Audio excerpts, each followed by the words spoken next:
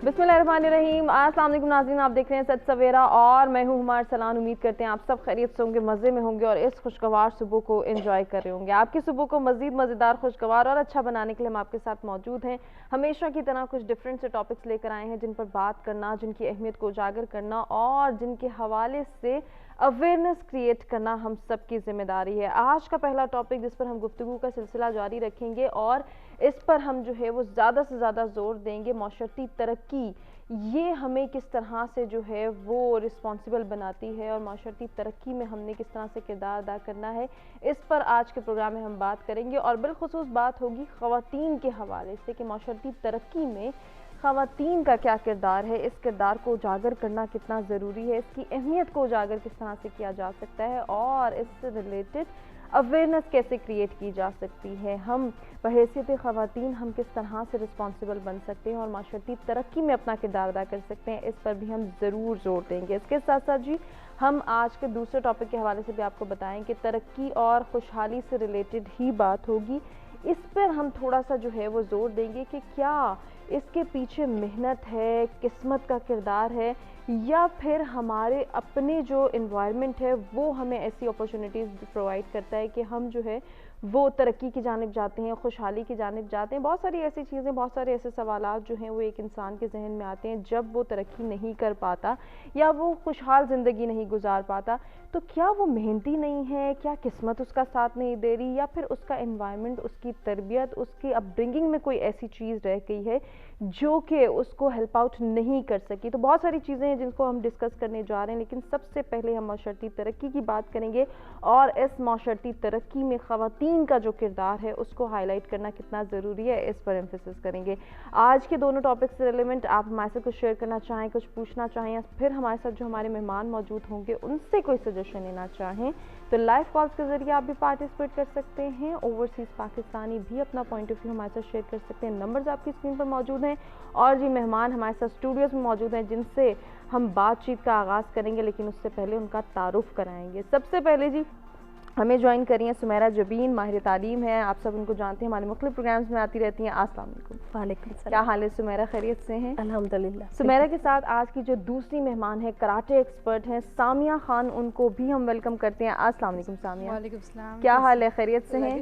सामिया के साथ आज की तीसरी मेहमान को भी हम वेलकम करते हैं, रेडियो ब्रॉडकास्टर हैं महानूर कुरैशी। क्या हाल है महानूर? अल्हम्दुलिल्लाह, खैरियत से हैं? गुफ्तगू का आगाज़ करेंगे। सबसे पहले सुमेरा से जानना चाहेंगे माशरती तरक्की क्या है और इसके हवाले से बात करना क्यों ज़रूरी है। जी सुमेरा। हाँ हुमा, मुझे एक अल्लामा इकबाल का एक शेर याद आता है, वजूदे ज़न से है तस्वीर कायनात में रंग। बिल्कुल, जंग भी है।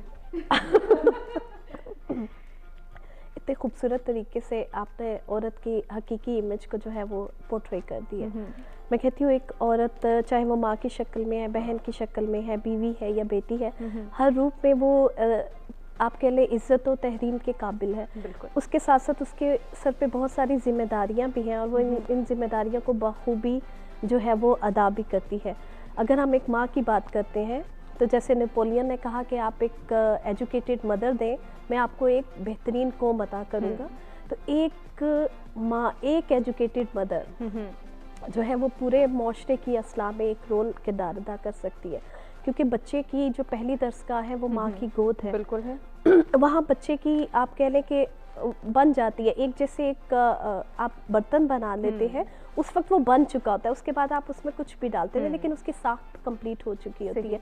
इसी तरह बच्चा जब माँ की गोद में है तो उसकी तरबियत का आगाज़ वहाँ से स्टार्ट हो चुका है, उसकी बेस बन रही है, उसकी बेस बन चुकी होती है। फिर उसके बाद स्कूल कुछ भी करता रहे वो उसको बेहतर तरीके से बता सकता है, लेकिन वो छवि उसकी बन चुकी है। तो आप सोच लें कि माँ की इम्पोर्टेंस, एक औरत की इम्पोर्टेंस जो है वो कितनी ज़्यादा है। यही जो बच्चे हैं कल को इन्होंने एक माशरे को तश्कील देनी है, तो आप यहाँ से अंदाज़ा लगा सकते हैं। दूसरा, आप यहाँ से औरत की जो है वो उसकी इम्पोर्टेंस का जो है अंदाज़ा लगाएं कि हमारे नबी पाक सल्लल्लाहु अलैहि वसल्लम जब बीबी फातिमा तशरीफ़ लाती थी तो आप अपनी चादर मुबारक उनके लिए बिछा देते थे। उसके अलावा एक हदीस मुबारक है कि वो औरतें बहुत खुशकिस्मत है कि जिनकी पहली औलाद में बेटी होती है। तो इसी से हम अंदाज़ा लगा सकते हैं कि औरत की इज़्ज़त और तकरीम कितनी इम्पोर्टेंट है। सेकंड, आपने जो बात की कि माशरती तरक्की में औरत का जो है वो कितना किरदार है। आप ये देखें कि पूरी दुनिया में औरत जो है वो फीमेल्स की रेशियो ज़्यादा है as compare to male. Pakistan में ज़्यादा है, निस्फ से ज़्यादा है। सही। इंडिया में कम है क्योंकि वहाँ पर बच्चियों को पैदा होते मार दिया जाता है। अब ट्रेंड थोड़ा चेंज हो रहा है, लेकिन वहाँ पर इसलिए जो है रेशियो कम है। पाकिस्तान में ज़्यादा है। तो आप ऐसा मुल्क कैसे तरक्की कर सकते हैं जिसके निस्फ से ज़्यादा आबादी फीमेल पर मुश्तमिल है और उन्हीं फीमेल का कोई रोल ना हो। बिल्कुल, ये बहुत बड़ा लॉस है अगर कि वो रोल को हाईलाइट नहीं करते या फिर उसमें रिस्पॉन्सिबल नहीं बना पाते। सामिया, आप क्या ऐड करेंगी ख़वातीन के किरदार के हवाले से? तामीर और तरक्की की बात हो रही है एक माशरे की। फॉर्चुनेटली मुझे ये लगता है कि पाकिस्तान को वो प्रिविलेज है, लेकिन मेरे ख्याल से वो हाईलाइट नहीं हुई वो ख़वातीन। मैंने बहुत सारी ऐसी लोगों को देखा है जो मेरी भी कम्युनिटी का पार्ट है, जिसमें कुछ ख़वातीन हैं जो वो नासा स्पेस सेंटर्स में है, जो कुछ स्पेस की एजुकेशन भी दे रही है, पाकिस्तानी ख़वातीन है। कुछ पाकिस्तानी ख़वातीन है। मैं अभी रिसेंटली मेरी एक फ्रेंड से बात हो रही थी तो उन्होंने मुझे बताया कि एक पाकिस्तानी ख़वातीन है और वो जो है चोलिस्तान जो रैली है उसमें भी उन्होंने पार्टिसिपेट किया। एक तो हमारी अपनी भी समर खान जो साइकिलिस्ट हैं उनका भी आपको पता है उन्होंने किस तरह से पाकिस्तान का नाम रोशन किया दुनिया में। और बहुत सारी पाकिस्तानी ख़वातीन हैं, डॉक्टर्स हैं, इंजीनियर्स हैं, जो कि पाकिस्तान का नाम हर प्रोफेशन में जो है वो अपना रोल प्ले कर रही हैं। कराटे के हवाले से आपको पता है जैसे मैंने अपना रोल प्ले किया, उसमें ये था कि सेल्फ डिफेंस में जब मैं खुद ट्रेनिंग लेने गई तो there was no female to train me. तो इनिशियली तो मैंने खुद ट्रेनिंग ली मेल ट्रेनर से, लेकिन मैंने इस तरह से एक रास्ता खोल देती है। जब भी एक औरत एम्पावर होती है वो दूसरों के लिए रास्ता खोल देती है, एक गेटवे बन जाती है उन औरतों के लिए कि हाँ मैं तुम्हें ट्रेन करूँगी। अब मैं गेटवे बन गई उन ख़वातीन के लिए कि अगर वो ख़वातीन लेट्स सपोज उनको घर से प्रॉब्लम है कि वो मेल ट्रेनर से ट्रेन ना हो तो वो मेरे पास आके ट्रेनिंग ले सकती है। हर ख़वातीन जो जिस इदारे में जो जिस एक स्पेसिफिक एरिया में ट्रेंड होती है, चाहे वो कार्डियोलॉजिस्ट है, वो न्यूरोलॉजिस्ट है, वो कोई और सर्जन है, वो गेटवे होती है बाकी औरतों के लिए, उसको एम्पावर करने के लिए और सोसाइटी को एम्पावर करने। अब उस एक औरत को कितना रिस्पॉन्सिबल होना है और दूसरों के लिए किस तरह से राहें हमवार करनी है, सामिया से जानेंगे। उससे कबल महनूर से बात करते हैं और देखते हैं कि उनका पॉइंट ऑफ व्यू क्या है, ख़वातीन का किरदार, ख़वातीन तामीर और तरक्की में किस तरह से एफर्ट करती हैं एक माशरे। जैसे सामिया ने कहा कि वो गेटवे होती हैं, चाहे ख़वातीन किसी फील्ड में हो, मीडिया में हो,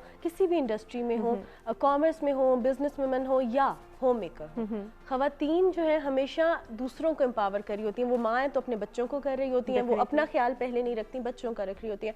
उनको ये ध्यान होता है कि अब इनका हमने फ्यूचर बनाना है।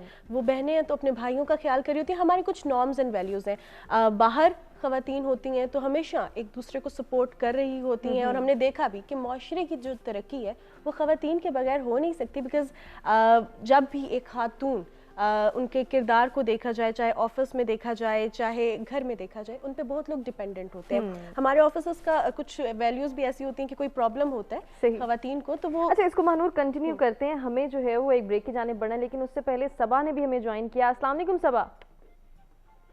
हेलो, अस्सलाम वालेकुम। वालेकुम अस्सलाम। सबा, क्या कहना चाहेंगी?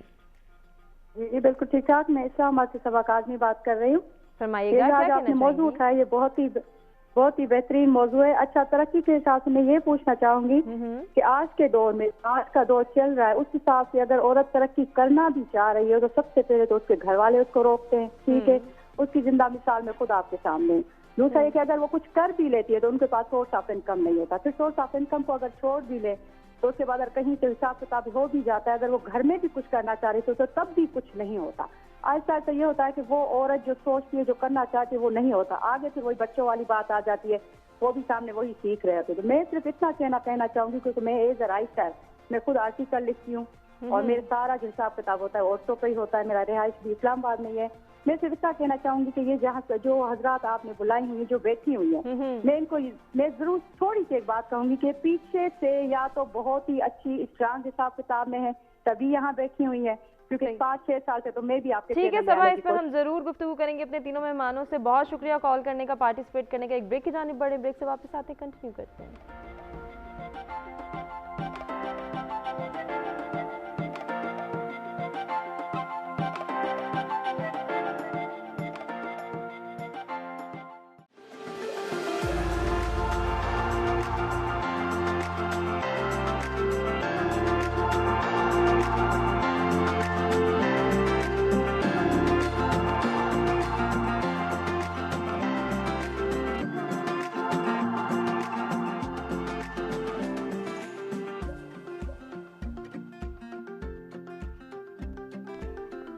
जी वेलकम बैक। सत सवेरा में एक मरतबा फिर से आपको कहेंगे खुशामदीद। मौशरती तामीर और तरक्की की बात हो रही है और इसमें ख़वातीन का क्या किरदार है, इस किरदार को किस तरह से हम हाईलाइट कर सकते हैं, इसकी अहमियत को कैसे उजागर कर सकते हैं और ख़वातीन को रिस्पॉन्सिबल कैसे बना सकते हैं, इस पर हम ब्रेक पे जाने से कबल गुफ्तगू कर रहे थे। और हमारे साथ एक कॉलर भी थी, कॉलर की बात को ही आगे लेकर चलेंगे और महानूर से बात ही करेंगे। महानूर, जैसे कि अभी कॉलर ने भी कहा कि बहुत सारे ऐसे हमारे एरियाज़ हैं, अभी भी ऐसे इलाके हैं, ऐसे घर मौजूद है जहाँ पर ख़वातीन को उनकी मर्जी के तहत काम नहीं करने दिया जाता। अगर उनको इजाज़त दी जाए तो यकीनन वो भी इस माशरे की तामीर और तरक्की में एक अहम किरदार अदा कर सकती हैं। एक्चुअली मुझे यहीं से सबसे ज़्यादा मेरा इख्तिलाफ होता है, इजाज़त क्यों हमें चाहिए होती है। अगर एक बहन है वो बड़ी है तो उसे छोटे भाई से इजाज़त चाहिए होती है। अगर एक वाइफ है तो उसे अपने बेटे से, मतलब अपने हस्बैंड से नहीं, अपने बेटे से जो है माँ को परमिशन चाहिए होती है। कोई छोटा सा बिजनेस करने से, इवन होम बेस्ड बिजनेस करने की भी परमिशन चाहिए होती है। और जिस तरह हम पोर्ट्रे करते हैं अच्छी खातून को, एक अच्छी लड़की क्या होती है हमारे माशरे में, तो हम उसी को अच्छी लड़की कंसीडर करते हैं जो कि बड़ा दबके रहती है, जिसको बाहर अगर हरासमेंट का सामना है तो वो दबा लेगी बात, घर में अगर उसको कोई कुछ कह रहा है तो वो चुप कर जाएगी। तो जब हम इस तरह पोर्ट्रे करना शुरू कर देते हैं ना ख़वातीन को, तो फिर उनको लगता है कि अगर कोई हमें बिज़नेस के लिए रोक रहा है, हमारी जॉब के लिए रोक रहा है, तो अगर हम बहुत अच्छे हैं, फरमाबरदार हैं, तो हम उनकी बात मानें। सो यहीं से हमें ख़वातीन को ये समझाना चाहिए कि speak up for your rights. अगर आप कुछ बुरा नहीं कर रहे, आप अपने दीन के मुताबिक चल रहे हैं, आप कानून के मुताबिक चल रहे हैं, आप एक छोटा सा बिजनेस करना चाहते हैं, सो इट्स योर राइट। आप नहीं बोलेंगे तो कल को आपको वो चीज़ें जो है उनको भुगतना पड़ेगा और वो बहुत ख़तरनाक होंगी और वो नस्ल दर नस्ल चलती हैं। ऐसे नहीं होता कि वो एक जगह पे स्टॉप हो जाती है, माँ ने कुर्बानी दी तो बेटियों की लाइफ बहुत अच्छी हो जाती है, ऐसे नहीं होता। माँ कुर्बानी देगी तो बच्चियों को भी कुर्बानियाँ देना पड़ेंगी। जब हम कुर्बानी देते हैं ना, कुर्बानी समथिंग वो आउट ऑफ लव नहीं होती, वो आउट ऑफ प्रेशर होती है। सो बेसिकली हमें एक दूसरे को बिल्डअप करना, और बिल्डअप मेरे ख्याल से ख़वातीन तभी कर सकती हैं जब वो अपने राइट्स के बारे में बोलेंगी, उनको मना बोलेंगी और उसके हवाले से उनको जानकारी भी होगी कि हमारे हुकूक क्या हैं, इसके लिए आवाज़ कैसे बुलंद की जा सकती है। लेकिन सुमेरा, एक कॉन्सेप्ट ये भी हमें अपनी सोसाइटी में नज़र आता है कि एक औरत ही दूसरी औरत की दुश्मन होती है। आप मानती हैं इस बात को? क्या ये बात एग्जिस्ट करती है? एक औरत ही दूसरी, मैं इस बात को तो डाइजेस्ट नहीं कर पा रही हूँ कि एक औरत दूसरी कैसे दुश्मन हो सकती है। एक औरत, मैं कहती हूँ कोई भी इंसान किसी दूसरे इंसान को, आप जेंडराइज ना करें कि आप जेंडर बेस्ड ओपिनियन हमें बनाने नहीं चाहिए। इसको हम स्टीरियोटाइपिंग कहते हैं। स्टीरियोटाइपिंग में आता है कि आपके कुछ कॉन्सेप्ट्स जो हैं वो इंटेंशनली डेवलप्ड होते हैं। लाइक अगर हम मेल्स की बात करें तो वो मैस्कुलिन होते हैं, स्ट्रॉन्ग होते हैं। फीमेल की बात करें तो वो छुई मुई, और ये कॉन्सेप्ट्स जो हैं जो कि हमारे माइंड में डेवलप्ड हैं ऑलरेडी, और यहाँ से ही प्रॉब्लम आती है कि औरतें ये कर नहीं सकती। उनके साथ पहले से रिलेट कर दिया जाता है, although they do have the potential. America में एक रिसर्च की गई थी शिकागो यूनिवर्सिटी में कि स्टीरियोटाइपिंग का इम्पैक्ट कितना होता है आपके काम के ऊपर।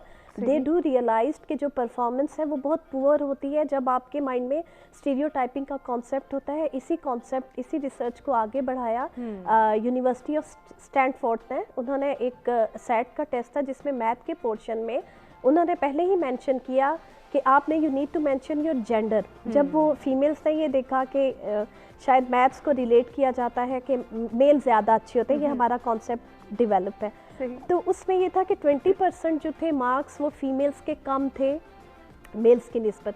फिर इसी रिसर्च को आगे फर्दर कंटिन्यू किया यूनिवर्सिटी ऑफ वाशिंगटन ने। उन्होंने 2 ग्रुप्स में डिवाइड कर दिया और एक उन्होंने मैथ्स का टेस्ट जो है कंडक्ट किया। एक ग्रुप को उन्होंने ये कहा कि मेल्स जो है मैथ्स में ज़्यादा बेहतर होते हैं फीमेल्स से, और दूसरे ग्रुप को उन्होंने ये कहा कि फॉरगेट अबाउट द स्टीरियोटाइपिंग, कि ये कोई कॉन्सेप्ट नहीं है, हम सब की कैपेसिटी एक है। अब जब रिजल्ट आया तो जिनको पहले से कहा हुआ था कि मेल्स ज़्यादा बेहतर हैं मैथ्स में, तो उनके 12.5% जो थी वो फीमेल ने स्कोर किया, और दूसरे ग्रुप ने मोर देन 15% स्कोर किया। तो आप देखिए कि ये माइंडसेट जो आपका हमारा बना हुआ है, इसका इम्पैक्ट हमारी परफॉर्मेंस, हमारी कैपेसिटी के ऊपर बहुत ज़्यादा आता है। जापान में जो पॉलिटिशियंस वो ये कहते हैं कि वीमेंस को कंसीडर करते हैं बेबी मेकिंग मशीन, ठीक है। उन्होंने कहा कि इनका रोल नहीं होना चाहिए, लेकिन अब ट्रेंड चेंज हो रहा है। उनको रियलाइज़ हो गया है कि अगर हम इकोनॉमिकली डेवलप होना चाहते हैं तो उसमें वुमेंस का भी रोल हमें कंसीडर करना पड़ेगा। अगर आप बात करें एंशिएंट ग्रीक की में, क्योंकि एंशिएंट ग्रीक जो है उनका बहुत इम्पैक्ट है हम आज भी अरिस्टोटल को पढ़ते हैं, प्लेटो को पढ़ते हैं। अरिस्टोटल ने ही सेड अबाउट द विमेन के the relationship of women and man is considered, उसमें आप कह लें as a superior to inferior और रूलर टू रूल्ड। अब ये अरिस्टोटल ने कहा था, प्लेटो के भी ऐसे ही कुछ रिमार्क्स थे। हमें इन चीज़ों को ख़त्म करना है, हमने इक्वालिटी के ऊपर आना है कि नहीं, इक्वल हो सकते हैं, बोथ आर सही। और अगर इक्वालिटी के ऊपर आना है तो सोच को चेंज करना है सामिया। जैसे कि अभी सुमेरा ने बड़ी अच्छी बात की कि हमारे यहाँ एक सोच डेवलप्ड है कि औरतें जो हैं वो सिन्फ नाजुक हैं, ये कोई ऐसा काम नहीं कर सकती जो मर्दों के लिए कहा गया होता है या उनसे रिलेटेड होता है। इसी में अगर हम मार्शल आर्ट्स को डिस्कस करें तो मार्शल आर्ट्स बेसिकली यही कहा जाता है लड़कों के सीखने का काम है, लड़कियों ने जाके क्या करना है, लड़कियाँ क्यों सीखेंगी। तो क्या आपने भी ऐसे स्टीरियोटाइप्स जो है वो फेस किए थे? स्टीरियोटाइप्स मैंने फेस किए हैं, इसमें कोई शक नहीं है। लेकिन मुझे सिर्फ जो आम जो जनरल ऑडियंस है उसे ये पूछना है कि क्या कोई ऐसा मर्द है जिसने कभी कोई ज़िंदगी में गलती नहीं की? ऐसा कोई मर्द है? नहीं है। हमारे यहाँ मर्द भी गलती करते हैं, लेकिन मसला ये है कि हमारे यहाँ मर्दों की बारी ये होता है कि चुप करवा दिया जाता है ख़वातीन को, अगर वो हाईलाइट करें कि फ़लाने मेरे भाई ने ये गलती की थी।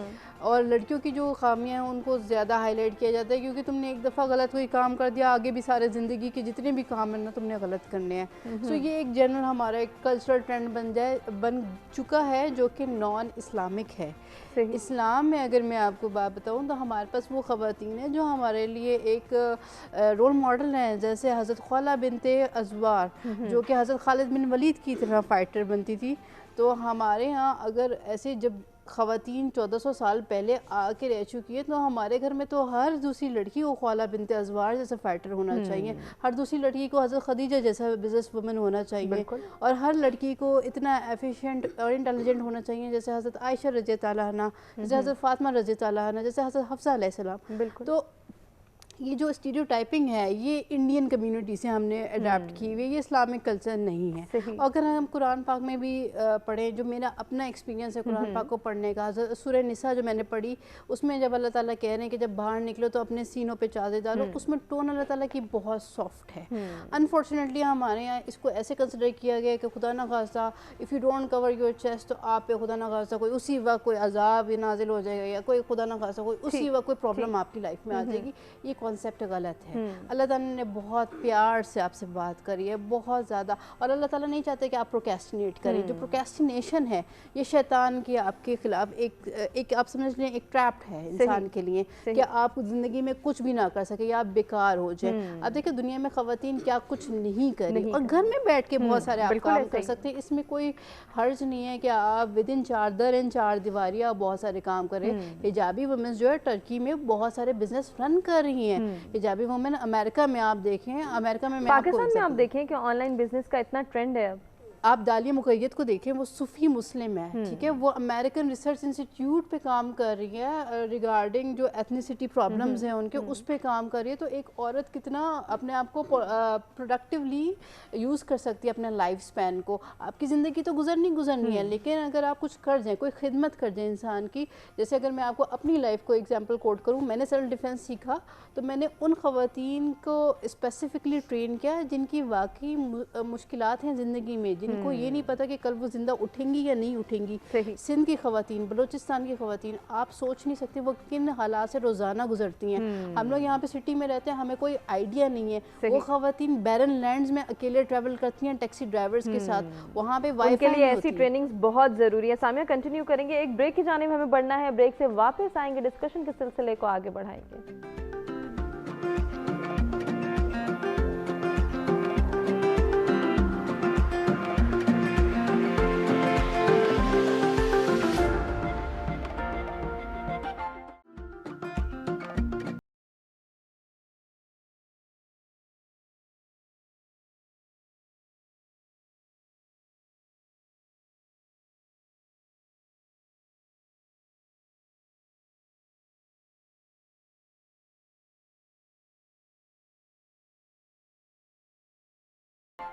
Welcome back. सत सवेरा में एक मरतबा फिर से आपको कहेंगे खुशामदीद। माशरती तामीर और तरक्की की बात हो रही है और इसमें ख़वातीन का किरदार क्या है उसको हम डिस्कस करते ब्रेक पे जाने से कबल इसी डिस्कशन के सिलसिले को आगे बढ़ाएंगे।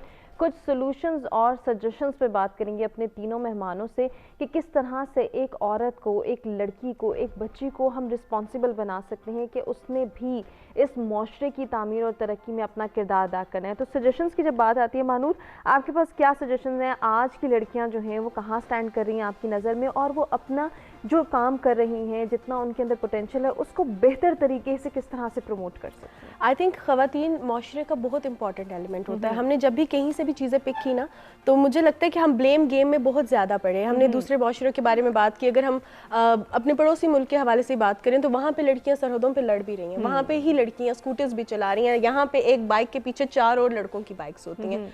सो बेसिकली हम सिर्फ जो है पिक करते हैं वो चीज़ें जिस पे हम ब्लेम कर सकें। अगर ख़वातीन को कहीं भी लगता है कि उनको राइट्स नहीं मिल रहे या उनकी बात नहीं सुनी जा रही, तो वहाँ से ही इनिशिएट होता है ये आइडिया कि उन्होंने दूसरी ख़वातीन को एम्पावर करना है और अपने बेटों को जो है, अपने भाइयों को जो है, अपने हस्बैंड्स को जो है इस चीज़ की एक्सेप्टेबिलिटी के लिए फोर्स करना है। बिकॉज होता ये है कि वही ख़वातीन जो अपनी कम्युनिटी में बैठ के, अपनी दोस्तों में बैठ के ये बातें कहती हैं कि मुझे घर से परमिशन नहीं मिल रही, मैं एक जनरल बात करूँ, वही ख़वातीन जो है अपने घर में जब बहू आती है तो उसको भी बिजनेस नहीं करने देती, उसको भी जॉब नहीं करने देती, उनको भी ऐसी डॉक्टर बहू चाहिए जो घर में बैठे। सो एक खातून मुझे लगता है कि बहुत एक अहम रोल प्ले कर रही होती है सोसाइटी की बिल्डिंग में। उनको चाहिए कि अगर उनको कुछ नहीं मिला तो उसको ट्रिकल डाउन इफेक्ट ना करें, बल्कि लोगों को सपोर्ट करें, ख़वातीन को सपोर्ट करें। बिकॉज अगर एक माँ एक बच्चे की एक ऐसी परवरिश करेगी ना कि आपने सबको सपोर्ट करना है, तो वो एक ऑफिस का माहौल ऐसा बना देगा, जाके वो जब कहीं बॉस बनेगा, वो किसी का कलीग बनेगा,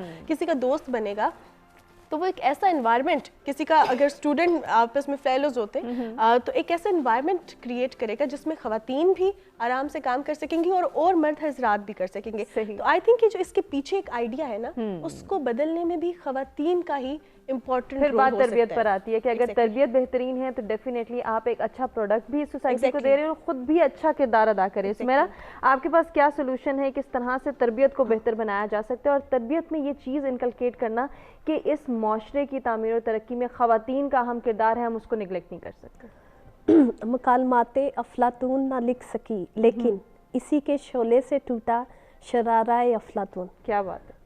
कोई बात नहीं, आप पढ़ी लिखी नहीं है, आप तरबियत तो अच्छी कर सकते हैं। हम अपना टाइम कंज्यूम प्रोडक्टिव तो कंज्यूम कर सकते हैं। हर इंसान के पास पोटेंशियल है, लेकिन हमें पता नहीं है कि एक तो हमारी कैपेसिटीज़ क्या है, हमारे पोटेंशियल्स क्या है। द सेकंड, हमें टाइम की इम्पोर्टेंस का भी आइडिया नहीं है। हुमा, ये बहुत बड़ा प्रॉब्लम है हमारी सोसाइटी में। दूसरा, हमने रिलेट भी किया हुआ है, कुछ कल्चरल एस्पेक्ट्स हैं, ये मैं मानती हूँ कि कल्चरल एस्पेक्ट्स हैं, लड़कियों को इजाज़त नहीं मिलती, लेकिन यहाँ पर हमारे कंसीडर किया जाता है, एक तो नर्सिस का पेशा कि वो फीमेल्स उसमें जा सकती है, वो है कंसीडर ही फीमेल्स के लिए होता है। सेकंड, टीचिंग, और मैं ये सोचती हूँ कि जो एक औरत है वो बहुत अच्छी उल्मा हो सकती है।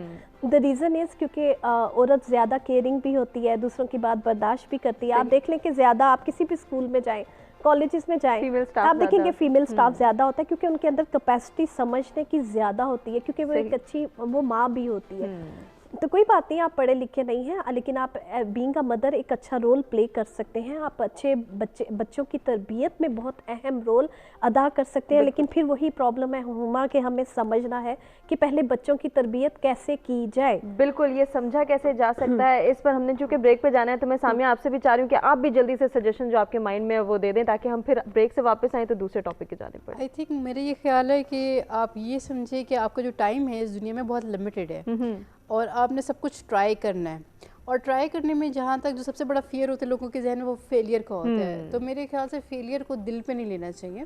जब आप फेलियर को दिल पे लेंगे तो आपकी लाइफ में प्रॉब्लम्स होंगे। आप हर चीज़ ट्राई करें, फेल हो कोई बात नहीं, ट्राई अगैन। तो इस तरह से चलते जाएंगे, इंशाल्लाह दुनिया खूबसूरत, ज़िंदगी भी खूबसूरत बनेगी और आखिरत भी अच्छी। बिल्कुल ऐसा ही है, और अगर हम चाहते हैं कि माशरती तरक्की में बहैसियत ख़वातीन हम किरदार अदा करें, तो फिर हमें तरबियत को भी स्ट्रॉन्ग बनाना होगा।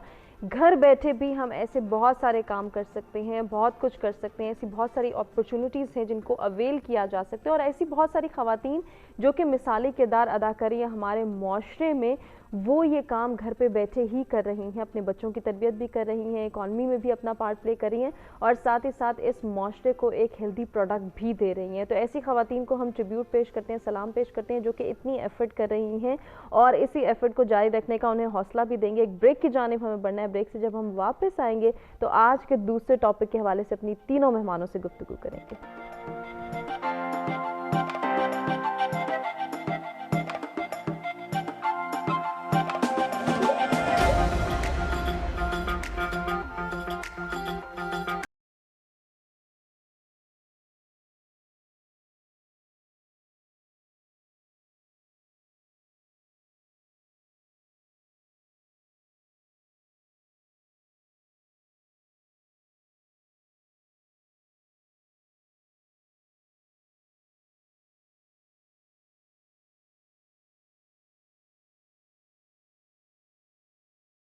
Welcome back. सत सवेरा में एक मरतबा फिर से आपको कहेंगे खुशामदीद। इंटरेस्टिंग गुफ्तगू का सिलसिला जारी है और अब हम बढ़ने जा रहे हैं आज के दूसरे टॉपिक की जानिब, जिसमें हम ये डिस्कस करेंगे कि तरक्की और खुशहाली, पहले तो इनके मायने जानेंगे, उसके बाद ये जानेंगे कि आया ये किस्मत से है, मेहनत से है, तजर्बे से है, या इसके पीछे कोई और अपॉर्चुनिटी है, कोई और ट्रेनिंग है जो कि एक इंसान जब ले लेता है, जब उस फेज़ में आ जाता है तो वो तरक्की की जानिब भी बढ़ने लगता है, कामयाब भी तस्वुर किया जाता है और इसके साथ साथ खुशहाल भी होता है। दूसरों के तजर्बे से सीख के भी क्या हम जो है वो खुशहाली गेन कर सकते हैं, तरक्की की जानिब बढ़ सकते हैं और अपने मुशाहिदात की बेस पे अगर हम कोई और तजर्बा करना चाहते हैं, कुछ नया करना चाहते हैं, कोई नया आइडिया फ्लोट करना चाहते हैं, तो उसके पीछे कितनी मेहनत दरकार है। ये बहुत सारी चीज़ें जो कि अब हम डिस्कस करने जा रहे हैं अपने तीनों मेहमानों से। स्टूडियोज़ में हमारे साथ मौजूद है जी सुमेरा जबीन, सामिया खान और मानूर कुरैशी, जिनसे अब हम जो है वो एक नए सिरे से डिस्कशन का आगाज़ करेंगे और जानेंगे कि तरक्की और खुशहाली के मायने क्या है। मानूर से स्टार्ट करेंगे जी डिस्कशन को और उनका पॉइंट ऑफ व्यू जानेंगे। तरक्की और खुशहाली, इन दोनों को आप किस तरह से देखती हैं मानूर? अब बेसिकली अगर तरक्की के बारे में बात करें और खुशहाली के बारे में बात करें तो एक दूसरे को कॉम्प्लीमेंट ही कर रही हैं। ऑब्वियसली खुशहाली अगर देखा जाए तो खुशहाली आपके हर तरह के, जो भी आप जिस भी सिचुएशन में रह रहे हैं, वो ना सिर्फ आपकी सोशल खुशहाली होती है, फाइनेंशियल खुशहाली होती है, बल्कि बहुत इंपॉर्टेंट होती है जहनी खुशहाली, जो हम जिस पे कभी फोकस नहीं करते कि हम जहनी तौर पे खुशहाल हैं या नहीं है, हम सेटिस्फाइड हैं या नहीं। और तरक्की, obviously when you are satisfied you will work hard and obviously you will be succeed. So basically एक शेर है कि नामी कोई बगैर मुशक्कत नहीं हुआ, सो बार जब अकीक कटा तब नगी हुआ। क्या बात है। पहले जब हम मेहनत ही नहीं करते, हमें लगता है कि पहले उस पे ही हम डाउनफॉल की तरफ हम जाते हैं, एंड इट्स नॉर्मल कि जब भी हम कोई एक स्टेप लेते हैं, एक बिजनेस स्टार्ट करते हैं, हम ज़रूरी नहीं है कि उसमें कामयाब हो। समटाइम्स हमें पता ही नहीं होता कि हमारे अंदर कोई चीज़ ऐसी है जो हमें किसी और तरफ पुश कर रही है और हम ऑब्वियसली ये हम इसको एज अ फेलियर नहीं कंसीडर करते, हम आगे बढ़ रहे होते हैं। सो बेसिकली अगर हम खुद सेटिस्फाइड होंगे whatever we are doing, whatever the skills we are having, so will be succeed. हम लोग अगर अपनी माशरे में देखें, अपनी सोसाइटी में देखें, तो हमने तरक्की को और जो खुशहाली है उसको बड़ा मिसअंडरस्टैंड कर लिया। हमें लगता है तरक्की है in terms of money, financial तरक्की है, और जिसके पास पैसे कम है वो तरक्की याफ्ता है ही नहीं। जिसके पास जो है टाइम बहुत ज़्यादा है, ये तो फारिग बंदा है। इवन वो अपनी फैमिली को टाइम दे रहे हैं और ये बहुत बड़ी खुशहाली है कि आप अपनी फैमिली को टाइम दे रहे हैं। मुझे लगता है कि ये आजकल के दौर की बहुत बड़ी तरक्की है। आप सारा दिन एफर्ट भी करें और उसके बाद आपके पास अपनी फैमिली को अपने लिए टाइम है, अपनी फैमिली के लिए टाइम है। Exactly. So that's you know, यहाँ पे डेफिनेशन हमने अपने लिए खुद सेट करनी है कि मेरे लिए तरक्की क्या है। क्या मेरे लिए तरक्की ये है कि मैंने हर साल नई गाड़ी लेनी है, या मेरे लिए तरक्की ये है कि मैंने हर पिछले दिन से ज्यादा प्रोडक्टिव, ज्यादा पॉजिटिव और ज्यादा जो है ना लोगों के लिए बेहतरी का काम करना है। So we have to set our own definitions for खुशहाली एंड बिल्कुल, ये बहुत ज़रूरी है और बड़ा अच्छा पॉइंट रेज किया मानूर ने। तो सुमेरा, आपसे जानना चाहूँगी, आपकी नज़र में तरक्की, कामयाबी, खुशहाली क्या है? अच्छा उमर, यहाँ पे दो पर्सपेक्टिव आते हैं। जैसे मैम ने कहा कि तरक्की को हम रिलेट कर देते हैं विद मटीरियलिस्टिक थिंग्स, कि हमारे पास गाड़ी होगी तो मैं तरक्की कर ली है, नहीं है तो नहीं की। एक अच्छा घर है, गाड़ी है, तो ही मैं खुशहाल हूँ। इसमें हमें डिफ्रेंशिएट करना है कि हमारी ख्वाहिशात क्या हैं और हमारी ज़रूरियात क्या हैं। इन दोनों में आप पहले डिफरेंस जो है वो आप क्रिएट करें, अपनी नीड्स को पहले आइडेंटिफाई करें। ये बहुत इम्पोर्टेंट है। दूसरा, इसको हम कहते हैं कि वेल बीइंग, हर इंसान का हक है कि वो खुश रहे। अब खुश रहने की भी बहुत सारी किस्में हैं, इसमें हम वेल बीइंग को कंसीडर करते हैं। उसमें हम दो अप्रोच देते हैं, एक हिडोनिक वेलबिंग होती है, एक यूडेमोनिक वेलबिंग होती है। Hedonic is related to your materialistic approach, कि मेरे पास पैसा होगा, मेरी सैलरी इतनी होगी तो मैं खुशी फील करूंगी, मैं तरक्की फील करूंगी, मेरे पास ये गाड़ी होगी। आपके पास गाड़ी आपको एक ही डेस्टिनेशन पे लेके जाएगी, वेदर वो मेहरान है या मर्सिडीज है, लेकिन इट्स अप टू मी, ये मेरी डिजायर है कि मैं इनमें से किस पे खुश होती हूँ, मैं सेटिस्फेक्शन फील करती हूँ। फिर ख्वाहिशात बढ़ती जाती हैं, जिसको मैस्लोस ने जो है नीड्स को कहा है कि हमने उनको डिवाइड कर दिया, हायरार्की उसने दे दी, कि उसने कहा कि जो आपकी सैलरी है, बेसिक खाना पीना है, आपके रिहाइश है, ये आपकी बेसिक्स नीड्स आ जाती है, बेसिक आ जाती है। फिर उसकी आपकी सेफ्टी आ जाती है, आपकी जॉब सिक्योर है। फिर आपकी जब ये चीज़ें आप जब ये हासिल कर लेते हैं, फिर आप मूव करते हैं towards the next hierarchical needs ना। उसमें पहली तीसरी कौन सी आ जाती है? फिर सोशल नीड। जब मेरे पास पैसा भी आना शुरू हो गया है, मेरी जॉब भी अच्छी है, फिर मैं कहती हूँ नहीं है, मेरे 2-4 दोस्त याद हैं जिनके साथ मैं एंजॉय कर सकूँ, वो आ गई। उसके बाद उसने कहा कि उसके बाद एक और अप्रोच आती है, जो कि आपकी सेल्फ एक्चुअलाइजेशन होती है, सेल्फ इस्टीम होती है, कि अब मेरे पास ये सब कुछ आ गया। मैं कहती हूँ नहीं, मेरी रिकॉग्निशन होनी चाहिए इन द सोसाइटी, मेरा नाम होना चाहिए। यहाँ पर आकर फिर आप कुछ करने का सोचते हैं। अच्छा, इनको साइकोलॉजिस्ट ने इनको डिवाइड भी किया हुआ है। अब पियाजे की थियरी है, उसने ये कहा कि लर्निंग जो है वो डोमेन्स वो हमारे पास 3 होते हैं। एक हमारे कॉग्निटिव होती है, एक हमारी मोटर होती है जो हम हाथों से काम कर रहे हैं, और एक हमारी जो है वो साइकोलॉजिकल नीड है, और एक इमोशनल। हमें इन सारी नीड्स को जो है वो कैटर करना है। और उसने ये एक रिसर्च किया कि हर एज ब्रैकेट में इंसान की नीड चेंज हो जाती है, और उसके जो एक्सपीरियंसेस हैं उनका इम्पैक्ट आपकी ज़िंदगी पर कैसे पड़ता है। तो उसने सीक्वेंस वाइज जो है वो इवन आपके बुढ़ापे तक और उन एक्सपीरियंसेस का इम्पैक्ट क्या होता है। लाइक अगर आपके बचपन में आपके अच्छे एक्सपीरियंसेस हैं, आपको केयर टेकर अच्छा मिल गया है, आपके टीचर्स अच्छे हैं, आपको अप्रिसिएशन मिला है, और आपने ज़िंदगी में कुछ कर दिया है, तो आप देखिए कि बुढ़ापे में भी जाके आप सोचते हैं when you recall your family कि आई हैव डन समथिंग। ठीक है, तो शायद यही कामयाबी और तरक्की है। इसको मजीद भी डिस्कस करेंगे और जानेंगे सामिया का पॉइंट ऑफ व्यू क्या है। एक ब्रेक की जाने हम बड़े ब्रेक से वापस आते कंटिन्यू करते हैं।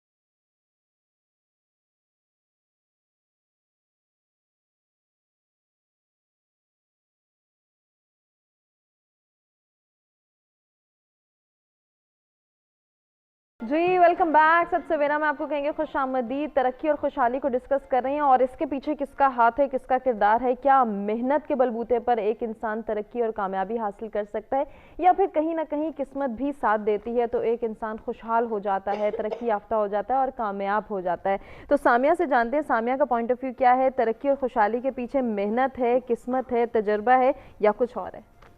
एक्चुअली मिक्स्ड अप्रोच है इसमें। तो मैं आपको बताऊं, किस्मत भी आप कह सकते हैं, लेकिन किस्मत कैसे बनती है? किस्मत बंदा थोड़ी बहुत खुद भी बनाता है। देखिए, जैसे लेट्स सपोज अगर आपकी पीआर ही नहीं है और आप कहेंगे जी मैं तो इतने सालों से हूँ, ये काम कर रहा हूँ, लेट्स सपोज कोई बिजनेस कर रहा है, तो वो उसमें कहेगा भाई मैं इतने सालों से कर रहा हूँ लेकिन मैं पीआर पे वर्क नहीं कर रहा, मैं कोई सोशल नेटवर्किंग नहीं कर रहा, तो लोग आपको कैसे जानेंगे? अगर आपने कोई रेस्टोरेंट खोला है और आपकी प्रोडक्ट्स बहुत अच्छी हैं, आपका खाना बहुत अच्छा है, लेकिन आप किसी से बात ही नहीं करते, आप किसी के साथ इंटरेक्टिंग करते हैं, लोग आपको जानते नहीं, आपके प्रोडक्ट को नहीं जानते, या आप लोगों को इस तरह के ऑफर्स नहीं देते जो बाकी दूसरे रेस्टोरेंट्स देते हैं, तो आपका रेस्टोरेंट्स काम नहीं करेगा और आप इवेंचुअली फेल हो जाएंगे। फिर आप कहें जी मेरे साथ ऐसे ही होता है, या मेरी किस्मत ख़राब है, तो ये आपकी मर्जी, आप उसको जो मर्जी नेम देना चाहें। हर फील्ड में यही है। इसी तरह से अगर फीमेल्स की बात की जाए तो मेरे ख्याल से फीमेल्स को एक अपर एज प्रिविलेज हासिल है when it comes to non, जो हम लोग कह लें कि जो जिसमें फीमेल ज़्यादा नहीं है। लेट्स सपोज अगर मैं आपको एक एग्जांपल दूँ, एक ग्लोबल एग्जांपल है, F1 रेसिंग है, उसमें दुनिया में सिर्फ 9 खवातीन में दुनिया की हिस्ट्री में पार्टिसिपेट किया और किसी खवातीन ने किया। लेट्स सपोज अगर मैं उसमें चली जाऊँ तो ऑब्वियसली मुझे मुस्लिम वर्ल्ड की भी सपोर्ट होगी, मुझे पाकिस्तान की भी सपोर्ट होगी, मैं ऑटोमेटिकली बहुत जल्दी फेमस हो जाऊंगी। तो मेरी अपनी अप्रोच है, मेरा एक वर्क है उसके पीछे, मैं रिसर्च करके जा रही हूँ आगे। लेट्स सपोज अगर कोई ऐसी फील्ड जैसे सेल्फ डिफेंस की मैंने बात की, सेल्फ डिफेंस में कोई भी नहीं है पाकिस्तान में, खवातीन है ही नहीं। सही। जब मैं चली गई तो आप उसको चाहे किस्मत कह लें, चाहे आप उसमें नॉलेज कर लें, लेकिन उसमें ये चीज़ थी कि मेरी नीयत ये थी कि मैं खुद ट्रेन होकर और ख़वातीन को ट्रेन करूँगी, मेरी नीयत ये थी। तो इवेंचुअली अल्लाह ताला ने सपोर्ट किया, फिर वो यूएस एम्बेसी वालों ने भी मुझे उसमें सपोर्ट किया, स्पॉन्सर किया, वो एक प्रॉपर इवेंट ऑर्गेनाइज़ किया, अल्लाह ताला ने इज़्ज़त दी। तो वो एक चीज़ उस तरह से हिट हो गई जाते जाते। तो वो एक अलग अप्रोच है, उस पर आप किस्मत कह लें या हार्ड वर्क कर लें, क्योंकि हार्ड वर्क है। हुमा, मैं आपको यकीन बताती हूँ कि मैं जब एक्सरसाइज करती थी, मेरे साथ 5 लड़कियों ने शुरू किया था, एंड में सिर्फ हम 2 लड़कियाँ क्वालिफाई कर गई थी, और उसके बाद जो फर्दर टेस्ट हुए थे उसमें से मैंने क्वालिफाई किया। मेरे हाथ फट जाते थे, ब्लीडिंग होती थी, इमेंस ब्लीडिंग होती थी, मेरे पैरों में से खून बहता था, मेरे हाथों में से मेरी बैंडेजेस ब्लीडिंग की वजह से ओवर जो है वो फट जाती थी। तो वो मैंने चीज़ बर्दाश्त की, वो मैंने पेन बर्दाश्त किया, तब जाके मैं उसमें आई हूँ। अब आप उसको अगर किस्मत का रंग देना चाहती हैं, आप उसको कोई और लक या चार्म का नाम देना चाहती हैं, आप दे सकती हैं, लेकिन हार्ड वर्क है, बिल्कुल है, मेहनत के बलबूते पे ही इंसान सस्टेन करता है। मानूर, आपका क्या कहना है, किस्मत ही सिर्फ साथ देती है या फिर मेहनत के साथ किस्मत को जो हम एक ब्लेंड बना देते हैं और फिर इस कॉम्बिनेशन के साथ ही हम खुशहाल भी होते हैं और तरक्की भी करते हैं? किस्मत बेसिकली एक्चुअली ना ये बहुत सिर्फ कॉम्प्लीमेंट कर रही होती है। हम जब भी किसी को देखते हैं, जब किसी ने अपना कोई गोल अचीव किया होता है या हम देखते हैं ये तरक्की कर रहा है, लाइफ में आगे बढ़ रहा है, तो ख़ास तौर पे ख़वातीन को ये बात सुनने को मिलती है कि या तो ये बड़ी अपनी लक की वजह से आगे आए या किसी और वजह से आगे आएंगे, मेहनत से आगे नहीं आए। तो एक बड़ी अच्छी बात इस पे मैंने पढ़ी थी, don't call it good luck when you were sleeping and I was working. तो जब आप खुद सो रहे होते हैं, लोग मेहनत कर रहे होते हैं और उठ के आप कहते हैं बड़ी बड़ी अच्छी किस्मत आई है, मेरी तो किस्मत मेरा साथ नहीं देती। तो बेसिकली ऐसे नहीं होता, आपको हार्ड वर्क करना पड़ता है, और जो लोग हार्ड वर्क करके आगे बढ़ते हैं, मोस्टली लोग वो अपनी उस पोजीशन को सस्टेन कर जाते हैं। हम अगर अपने दुनिया में देखें, अपने इर्द गिर्द देखें, आजकल की जनरेशन में देखें, ऐसे नहीं कि हम अपने पुराने एंसेस्टर्स की जो है किस्से सुने, फेमस सिंगर्स को देख लें, अली जफर को देख लें, हम उनको देखते हुए बड़े हुए, कहाँ से उन्होंने स्टार्ट किया and where his now. Ali, अगर इसके अलावा हम आतिफ असलम को देख लें, बहुत डिफरेंट मिसालें हैं हमारे सामने। हम अपने पेरेंट्स को ही देख लें, जिन्होंने साथ साथ अगर देखें जो वर्किंग लेडीज़ हैं, उन्होंने साथ साथ जॉब भी की, साथ साथ फैमिली को भी संभाला। It's not at all easy thing. हमें लगता है कि बहुत आसान चीज़ है, ऑफिस से थके हुए जाना, घर में काम करना और फिर खुद कुछ बनाना, अपने ओन पे कुछ प्रॉपर्टी बनाना, कुछ खरीदना, कुछ बच्चों की लाइफ को बेहतर करना, it's not at all an easy thing. हमें ये लगता है कि बहुत ईजी है, या हम कहते हैं कि उस टाइम पे जो थी शायद बड़े अच्छे से आराम से जॉब मिल जाती थी, आप लोगों की लाइफ हालात मुश्किल है, अब हालात मुश्किल है। अगर हम यूथ के हवाले से बात करें तो दे ऑलवेज से कि हमें तो जॉब नहीं मिल रही, हमारी तो किस्मत अच्छी नहीं है। आप उनके साथ थोड़ी देर बैठे, थोड़ी देर जरा आप उनसे बात करें कि आपने अप्लाई कहाँ कहाँ किया, तो कहेंगे अप्लाई तो नहीं किया लेकिन जॉब मिल नहीं रही है। पता है हम मायूस हैं ऑलरेडी, हमें ये जो है वो इर्द गिर्द देख के ये पता चल चुका है कि हमारे साथ कुछ अच्छा नहीं होगा। सो मैंने इस कॉन्सेप्ट को कैसे देखती हूँ, यूथ में यकीनन ये मायूसी पाई जाती है कि हम कुछ भी कर लें, हमें कोई रिकॉग्नाइज नहीं करेगा, हमें कोई भी जो है वो स्ट्रेंथन करने की कोशिश नहीं करेगा, हमें लेट डाउन ही किया जाएगा। अच्छा हुमा, ये जो कॉन्सेप्ट है ना कि कुछ हो ही नहीं सकता या जॉब्स नहीं मिल रही या हमारी किस्मत खराब है, यहाँ पे आपकी कहीं ना कहीं तो आप लैग कर रहे हैं ना। सही, अब वो लैग कहाँ कर रहे हैं, आप इसे कंटिन्यू करेंगे, चूंकि हमें एक ब्रेक की जाने बढ़ना है। ब्रेक से हम वापस आएंगे, नौजवानों के हवाले से बात करेंगे, सॉल्यूशंस और सजेशंस भी डिस्कस करेंगे कि किस तरह से हम इस सोच को बदल सकते हैं कि हमारे कुछ करने या ना करने से कुछ नहीं होगा। अगर हम करना चाहते हैं, मेहनती हैं, तो यकीनन कामयाब भी होंगे। ब्रेक के बाद कंटिन्यू करते हैं डिस्कशन को।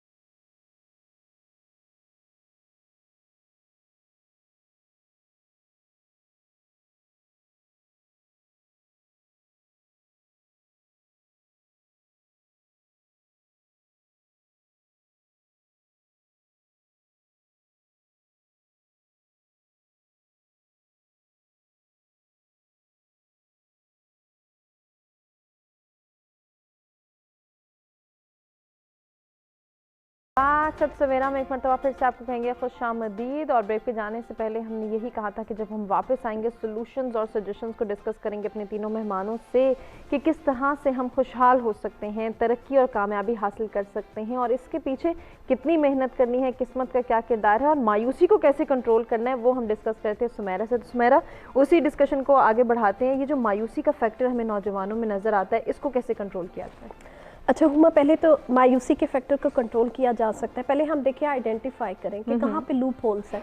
ठीक, अगर मैं एक प्रोजेक्ट में कामयाब नहीं हो रही तो उसका कुछ तो रीज़न होगा। मैं उस रीज़न को आइडेंटिफाई किए बगैर फिर दोबारा कर रही हूँ, फिर कर रही हूँ, फिर नाकाम हो रही हूँ और फिर मैं एंड पे कह देती हूँ मेरी किस्मत ही ख़राब थी। तो आप किस्मत को दोष ना दें, आप ये देखिए कि आपकी मिस्टेक है कहीं ना कहीं पर, जिसको आप रिकॉग्नाइज नहीं कर रहे।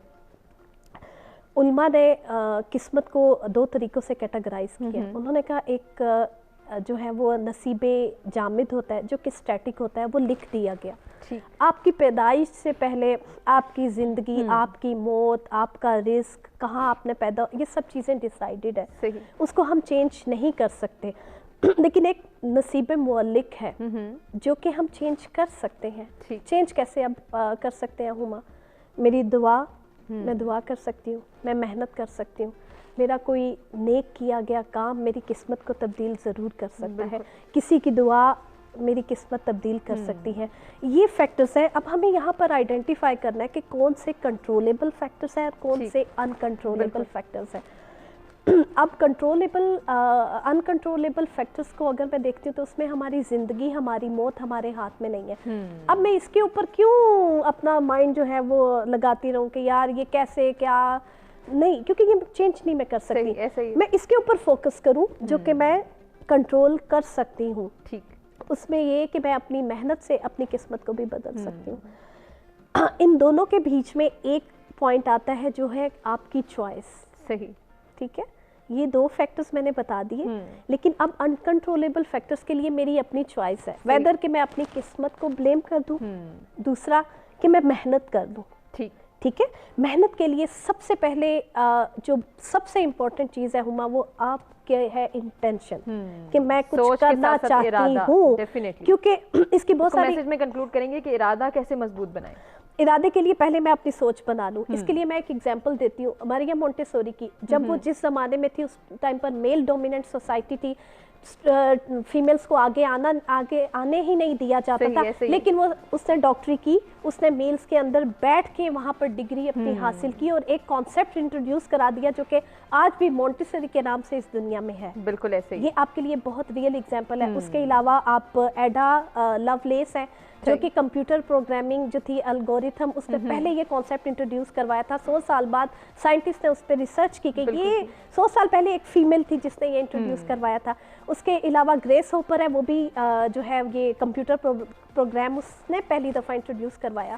तो ये सारी फीमेल्स ही थी जिन्होंने कुछ किया। अब मैं यहाँ पर रिलेट कर दूं कि मैं फीमेल हूँ, मैं कुछ नहीं कर सकती, नहीं, मैं चाहे मेल हूँ, मैं चाहे फीमेल हूँ, अगर इरादा मजबूत है तो यकीनन मैं खुशहाल भी हूँ और तरक्की की जाने भी बढ़ सकती हूँ। सामिया, आप क्या मैसेज देना चाहेंगी हमारे व्यूअर्स को? मैं तो सिंपल ये मैसेज देना चाहूँगी कि कोई भी चीज़ आप कर रहे हैं, कितनी भी मेहनत करें, अगर आपकी डायरेक्शन सही नहीं है तो आपकी मेहनत वेस्ट होगी और उसकी वजह से ये होगा कि फिर आपको मायूसी और ये सारी फैक्टर्स आएंगे कि शायद मेरी किस्मत ख़राब है, शायद मैं गलत जगह पे पैदा हो गई, शायद मैं गलत फैमिली में पैदा हो गई, गलत कल्चर में, गलत मुल्क में। अगर अमेरिका में पैदा हुई थी तो पता नहीं मैं नासा में शिप्स चला रही होती, पता नहीं क्या कर रही होती। सो ये वाले जो कॉन्सेप्ट्स हैं, इसके लिए मैं वाकई ये मानती हूँ कि आपका सही डायरेक्शन में जाना ज़रूरी है। बिल्कुल। तो वर्क स्मार्ट करना है, उसके लिए कोच चाहिए होता है। आप कोच कैसे आप ले सकते हैं? अगर आपके पास पैसे नहीं है तो आप किताबें खरीद सकते हैं। आपके पास किताबें खरीदने के पैसे नहीं, आप ऑनलाइन ई बुक्स हो गई हैं जो कि फ्री हैं, आप वो ले सकते हैं। किसी से कह सकते हैं अपने सोशल ग्रुप में, वो आपको ई बुक्स दे देगा। वहाँ पे आपको एक तरह से वर्चुअल कोच अवेलेबल होगा जो आपको गाइड करेगा। फिर ये कि बायोग्राफीज़ पढ़ें, जितने बड़े अजीम लोग गुजरे हैं उनकी बायोग्राफीज़ पढ़ें। एटलीस्ट आपको देखिए ज़िंदगी जो है वो मैनुअल के साथ नहीं आई, लेकिन जब आप दूसरे लोगों की बायोग्राफीज़ पढ़ते हैं, नेल्सन मंडेला टाइप के लोग, भी आप सीखते हैं, यकीनन आपको वो हेल्प आउट करते हैं। महनूर, आपका क्या पैगाम है? वक्त महदूद है, वरना सामने आपसे और भी हम डिस्कशन करते हैं। महनूर, आप क्या मैसेज देना चाहेंगे हमारे लिए? आज हमने ख़वातीन के हवाले से बात की, एफर्ट के हवाले से बात की, तो एट द एंड यही मैसेज दूंगी ख़वातीन को कि बाहर निकलें, मेहनत करें, ये सोचना छोड़ दें कि जो ख़वातीन आगे बढ़ी हैं वो किसी गलत तरह से बढ़ी हैं और जो मर्द हज़रात बाहर हैं वो आपके लिए हर्डल्स क्रिएट करने के लिए। बिल्कुल भी इस तरह की सोच को अपनी लाइफ में बिल्कुल भी आने ना दें, मेहनत करें, do your best and God will do the rest. क्या बात है। इसी पैगाम के साथ जो है वो आज के प्रोग्राम को मैं इख्तिताम की जानिब लेकर जाएंगे। अपने तमाम मेहमानों का शुक्रिया अदा करना चाहेंगे जिनसे बहुत कुछ सीखने का मौका मिला। इतने खूबसूरत सजेशंस और मैसेजेस आए कि जिनके ज़रिए हम जो है वो जान सकते हैं, ये पहचान सकते हैं कि अगर हम तरक्की, कामयाबी हासिल करना चाहते हैं और खुशहाल रहना चाहते हैं तो इसके लिए बहुत ज़रूरी है कि हम मेहनत करें और किस्मत पर जो है वो कम से कम हम वो उसके ऊपर ब्लेम करें कि हमारी किस्मत ऐसी है वैसी है। हमें अपनी किस्मत खुद बनानी है और ये हम तब बना सकते हैं जब हम मेहनत का अपना शुआर बनाएंगे। यही पैगाम है कि मेहनत कीजिए, कामयाबी आपके कदम चूमेगी। इसी के साथ हमें दीजिए इजाज़त। अपने फीडबैक से आगाह कीजिएगा। अपना बहुत ख्याल रखिएगा। अल्लाह ने के बाद।